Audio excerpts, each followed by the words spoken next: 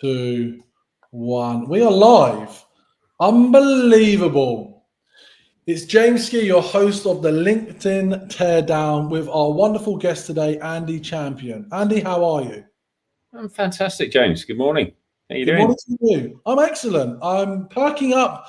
Now that I saw your face, and do you know why I'm interested? I'm excited about this teardown this morning. I actually genuinely mean this.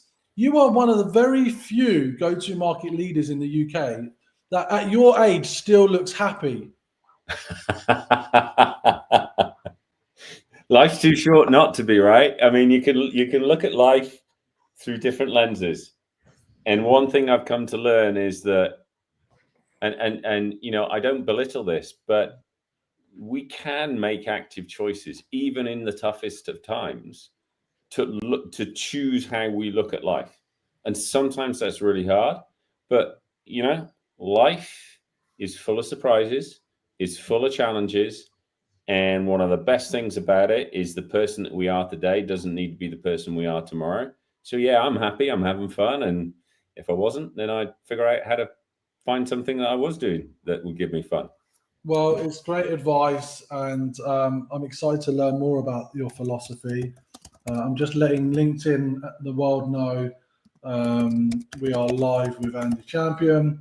So the way this goes, everybody, if you haven't seen one for this is your first time viewing this, we essentially will go through our guest LinkedIn profile, identify areas for improvement, have a discussion around their career, talk about things they could do better, and any other ideas. It's all a bit of fun. You know, I'm not serious, nor's Andy. Some of my guests are serious, and then they get upset. But I'm not particularly serious, as people very much know me. All right, Andy, let's just jump straight into it because I'm intrigued. Before I do that, just tell us a little bit about who you are, what your background is, and what people should expect to see from your LinkedIn today. Well, candidly, if I'd known we were going to get into the detail of it, I might have looked at my LinkedIn profile, because the last time I did was a few years ago. But hey, let's keep it real, and hopefully we will have some fun and laugh at some of the obvious errors or phrasing. So what do people need to know about me? Hey, firstly, outside of work, I'm a father, a husband. I'm in my 56th cycle around the sun, so you know, I've got a few scars from life and the world of B2B. I spent the vast majority of my career, James, in B2B sales, particularly sales tech and MarTech. I've done that typically for US-based companies, and I found myself a little niche helping them grow their international business. Special focus on EMEA, but also of late, I've developed some knowledge of the APAC market, and for example, set up HighSpot's APAC business there. So been around the block, learned a few lessons. As you can see from my lack of hair, I've probably been through the same growing pains and stresses that others have got. But one thing you'll get from me always is transparency. I don't play games. I'll tell you as I see it. Doesn't mean I'm right. It's just my view and what I've come to appreciate from the experiences that I've been lucky enough to have. Well, thanks for sharing. I mean, that's a good start because you actually have a photo that looks like your own head. There's a lot of people that, you know, try to hold on to their youth on LinkedIn. This photo looks very up to date. It looks like you're wearing the 6th Sense brand colors, or is that just fluke? No, that was so the backstory behind this is, if we'd done this 6 months ago, you would have seen me with a full-on beard, which was the last time I had a headshot prior to about a month ago. So we bring all of our customers together in Vegas every year at our company event. It's called Breakthrough. The next one next year is November 11th to 15th at the Fontainebleau. And that's exactly where that picture was taken. So we had a booth set up where any of our guests could go in and have their headshot taken. The team that ran that booth, I'd say they were back to back to back. There was a queue like 20, 30 people long throughout the 3 or 4 days. and I managed to sneak in before the event opened one morning. So yeah, that's about a month old, and it is in the Sixth Sense, one of the Sixth Sense brand colors, because we all dress in a coordinated manner with a different color each day. Interesting. Now, the banner. Obviously, you work for Sixth Sense. We've got some women jumping in the air here, hurdling. And then it says, know everything, do anything. That, for me, I know you've got to be careful what you say here, but what does that even mean? Know everything, do anything? Because it sounds very corporate-y. Well, I don't know, James, because candidly, I wasn't in the room where that strapline was decided upon. So I can't tell you what was in the mind of the people that came up with it or what the conversation was. But, you know, what I can tell you is what do we do as a business? You know, very simply, we help those people that are in the go-to-market world, specifically marketing, sales, BDRs, understand which of their accounts are in market, which of them are showing signs that they are actively in a buying cycle or approaching a buying cycle. And then we make it really easy for those salespeople, those BDRs to get in touch with those individuals. Okay. I noticed that you list a few hats that you wear, which I think are all valid. I think it's strong. I also noticed that, as I know, 2-time sales confidence, top 50 sales leader. Is he down for a third this year? It would sound better if it was 3 times. Starting to move. I'd love to be in the top 10. Have you been in the top 10 yet? I don't think I have. I can't remember exactly where I was positioned on the 2 times, but you know, look, it's I know that you do a lot of work to highlight all of the people or some of the people in our industry that work really hard every day, right? And one thing I know for sure is that what the careers that we've chosen in sales, whether you are a customer success manager, you're an account manager, you're a BDR, SDR, or a salesperson, sales manager, you know, the careers that we've chosen are hard. And it's nice, really nice every now and then through, you know, awards like that you run to stop and recognize people for the hard work they do. And, you know, I'm particularly biased when you recognize leaders, because ultimately you get great leaders in place. They are the people that create the cultures in which the team thrives. So, you know, culture is incredibly important to me. And I think a big part of culture is recognition. I totally agree. And I'm glad that you appreciate it. And we appreciate everyone getting involved and supporting it. Those that are aware, on the 27th of November, I've got my book launch, which is How to Build Sales Confidence. But on the night, we're going to combine it this year, and we're also going to be announcing the top 50 sales leaders in the UK. So I'll pop a link in a minute. You can, if you're watching the show now or you're watching it back this evening over the weekend, I'll give you a cheeky discount code. Just use the code REVENUE25 for a 20% discount code. We're expecting 500 sales and revenue leaders. It's never been done anything at this scale ever before in the UK, because I've done the biggest ones previously. We are really going to take over at the Blue Marlin, so it should be fun. Okay, tell us a little bit about your content strategy. I'm on your feed now. We're looking for posts that you've either reposted or you've written out.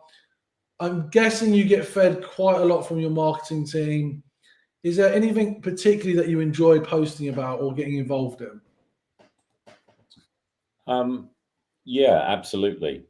I think the first thing to say is that what I try to do and try and be very thoughtful about is to make sure that whatever I am posting on my feed, or whenever I might make a comment on somebody else's post, that I'm trying to be thoughtful. I'm trying to be constructive.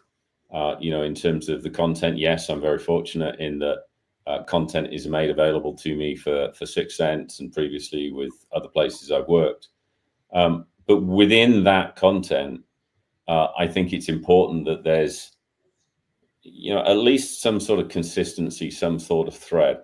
And the thread that I try, that, you know, the line I try and walk on here, James, is to provide thought leadership, is to promote content and ideas that can help people come away from a post with an idea, with a thought, with a practical action, with something that they can take back to their business and do differently.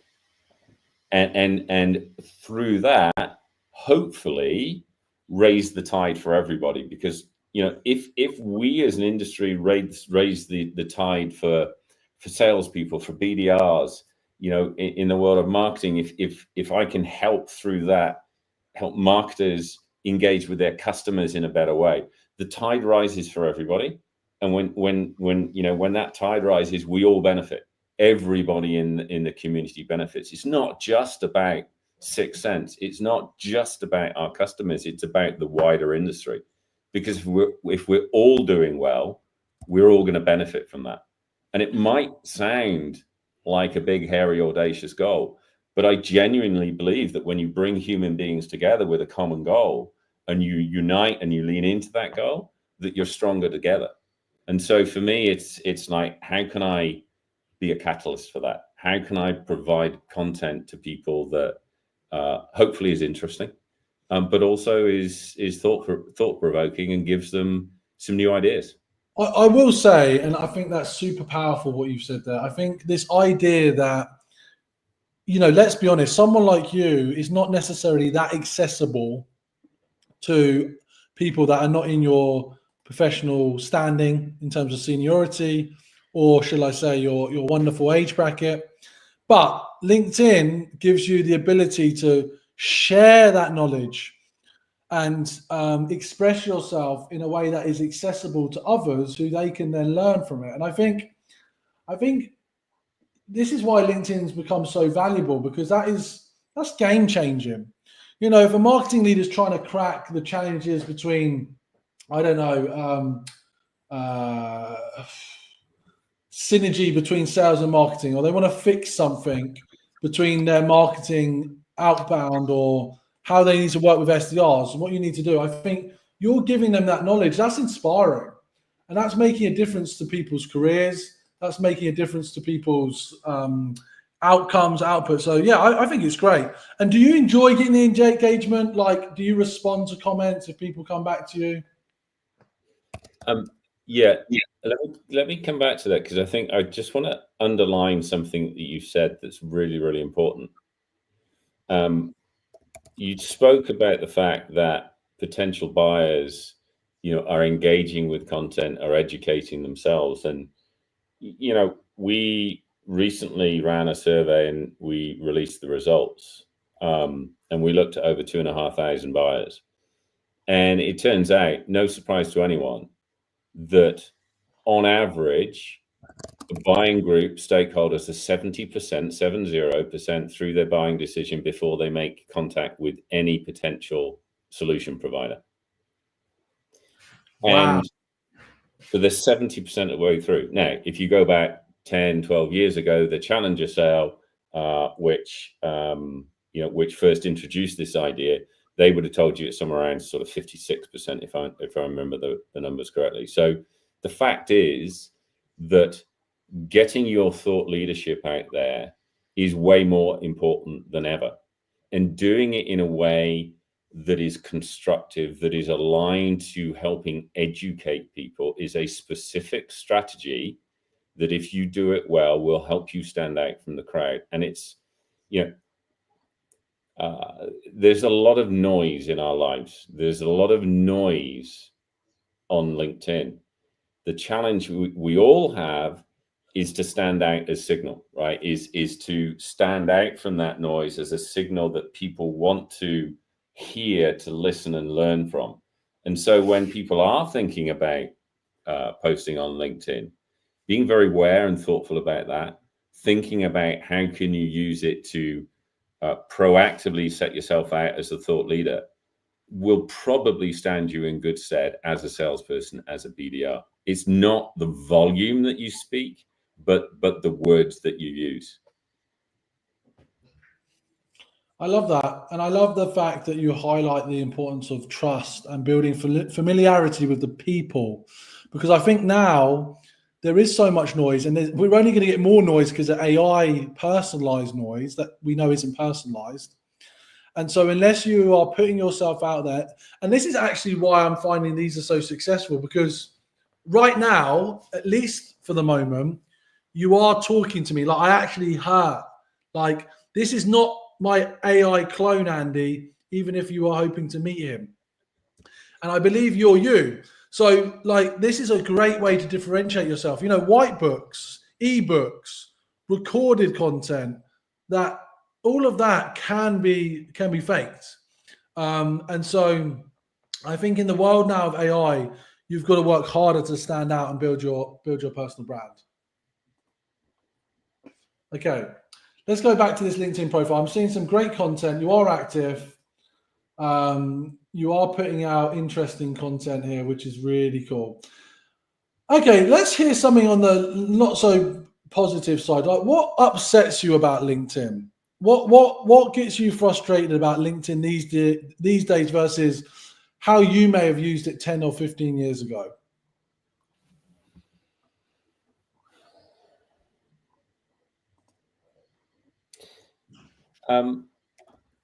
Probably no surprise, given what I've just said, that I would come back to LinkedIn is a shared community.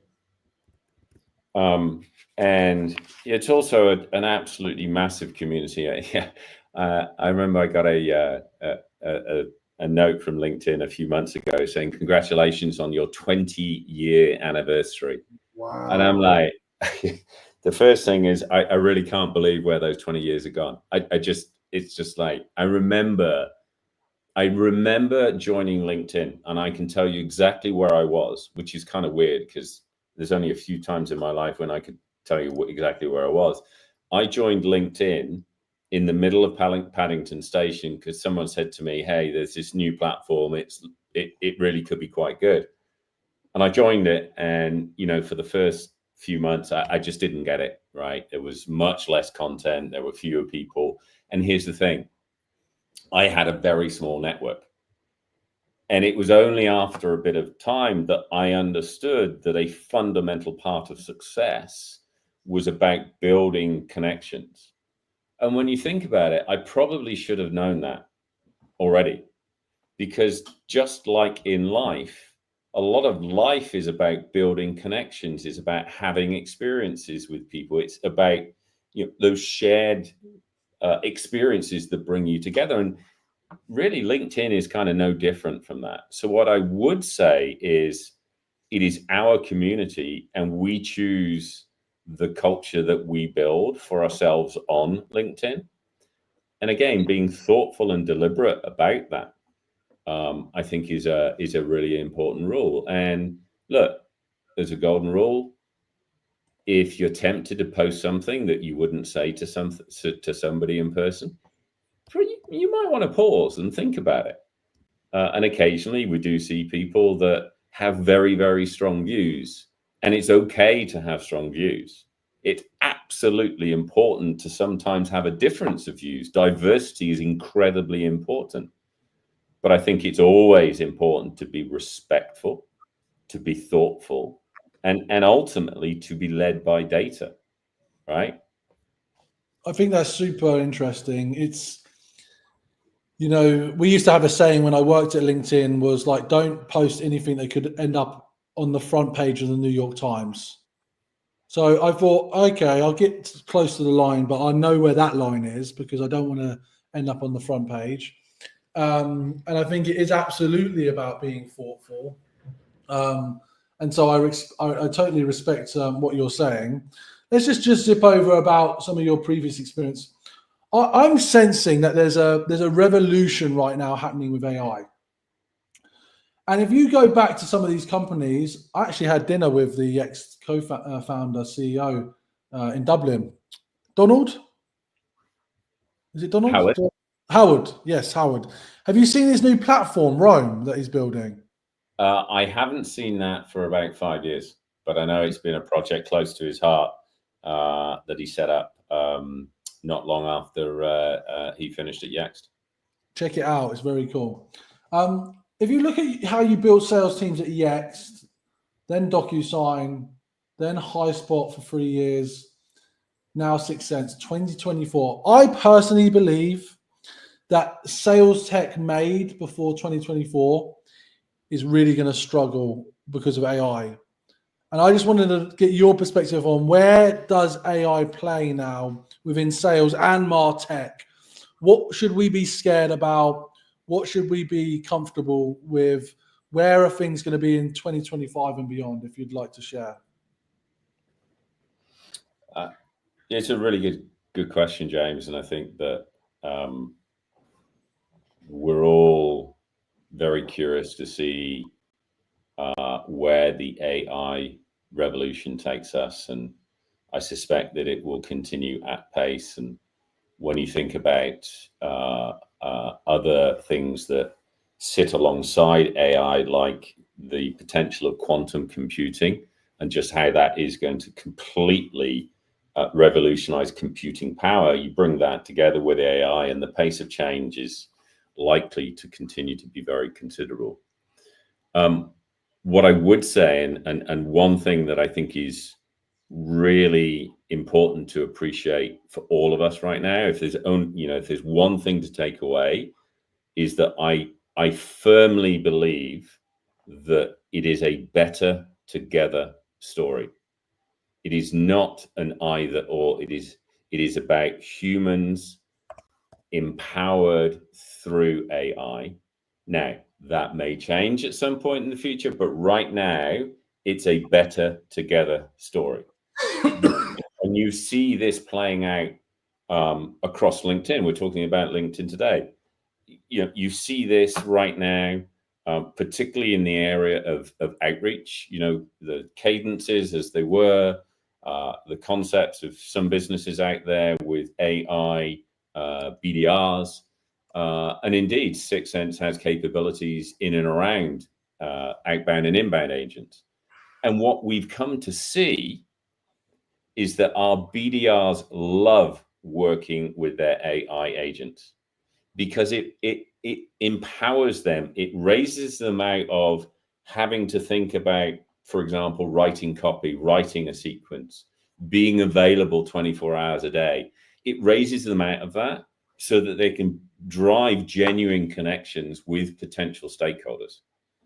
And I think that's a classic example that should give us hope, because AI can be empowering and it can genuinely take humanity out of tasks that we're not particularly good at, automation, repetitive tasks. We've never been great at that as human beings, and put us into a place where we can use our creativity, where we can use our capability to come together, to collaborate, to share information. And so for me, I'm excited about it. And I think the future is going to be very liberating. I like it. I like hearing that. I like your view that an AI will enable humans and not replace them right now. And I think you're right. I think there's attempts to replace them, but really I think it's this intelligence, how we use the sales intelligence to improve the situation. So yeah, really happy with your view and for keeping me in a job. So thanks for that, Andy. We're coming up to the end of this conversation. This has been a great teardown, because what we've got is someone that's got a solid LinkedIn profile, pretty good LinkedIn strategy, but most of all, he's got a perspective on the industry. He's got a perspective through his experience, and he's been there and done it. And that's not always easy, because a lot of people are blowing up on LinkedIn, figuratively that is, based on nothing more than viral posts and LinkedIn pods. So let's just wrap up, Andy. Tell us, where do you want to be by this time in 2025, and what would you like to see happen as part of your own LinkedIn strategy and success? So where would I like to be in a year's time? Yes. Do you know what, James? What would be really fun is if we got back together on the 8th of November, assuming it's not a weekend next year, and we had this conversation and we looked back on the changes that we've seen. We touched on AI, and maybe we could look at, hey, has that better together story played? How has it played out? I think it's going to play out, but joking aside, I think that would be a lot of fun. I would like to think that I am still doing the role that I'm doing right now. I find it fulfilling. I find it challenging. I love the people I work with. I shared with you before we came live on stream that one of the things I do every Wednesday is wear pink, and I do it to show allyship with all of those that have been impacted by breast cancer.